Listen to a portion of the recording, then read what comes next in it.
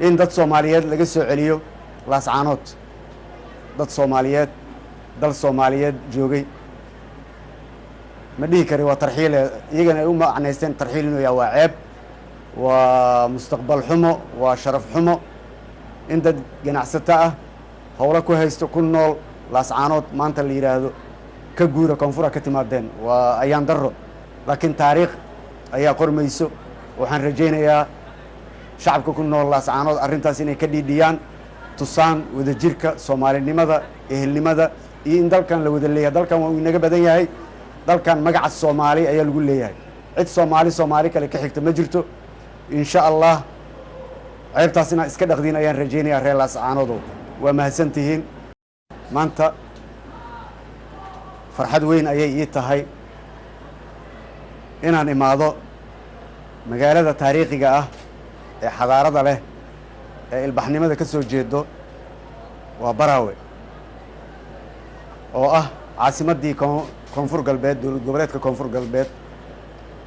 muddo ayaan ku taamayay inaan halkaan imaado, hal sano iyo waxay ugu qaadatay bilooyin, laakiin maanta ayay qorneed inaan imaado. waa ku faraxsanahay. waa magaaladii loo diyaariyey doorashooyinka koonfur galbeed inay halkan ka dhacaan. sababaha halkan u imid waxaa ugu horeeya inaan booqdo goobaha ay doorashooyinka ka dhacayso, deegaanada, cisbitaalka degmada Baraawe iyo dhammaan shacabka ku nool degmada Baraawe inaan indhahayga ku soo arko duruufaha iyo xaaladaha ay ku nool yihiin. si kale haddaan u dhigo, magaalo duruufaysan aan sugay, laakiin magaalo nuurayso, qurux badan. marka ilaahay subxaana wa tacaala waxaan ka baryayaa inuu u ziyaadiyo. madaxweynahana waxaan ka codsanayaa inay qorshe la yimaadaan magaaladan loogu soo guurayo. anigana aan ka kow ahay, dhulka ugu horreeyana lai raadiyo, diyaar ayaan u ahay inaan usoo guuro. waxaan rabnaa inaan geyno deeq daawooyin. wasiiradda caafimaadka ee federaalka ayaa la socota, wasiirad Fawziya, inaan gaarsiino isbitaalka daawooyin. waxaan kaloo rabaa maanta inaan ugu bishaareeyo madaxweyne Cabdicasiis Laftagareen in maalin dhoweed aan tagnay dalkaas Masar. waxyaabahan u tagnayna ay ka mid ahayd waxbarasho in laga soo helo deeq waxbarashona waa wadnaa. madaxweynaha ayaana kala tashanaynaa oo degmada Baraawe in la siiyo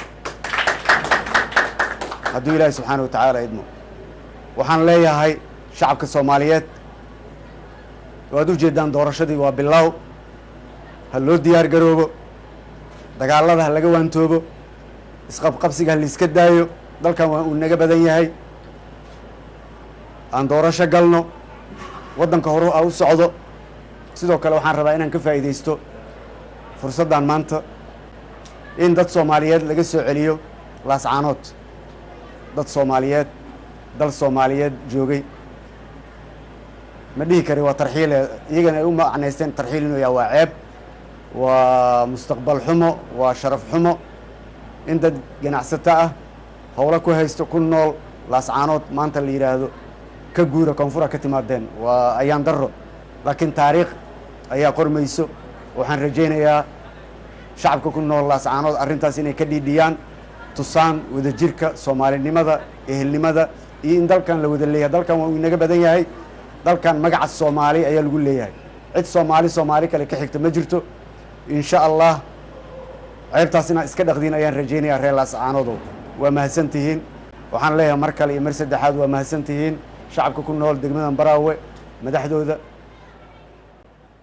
wabillahi tawfiiq. wassalaamu calaykum waraxmatullahi wabarakatu.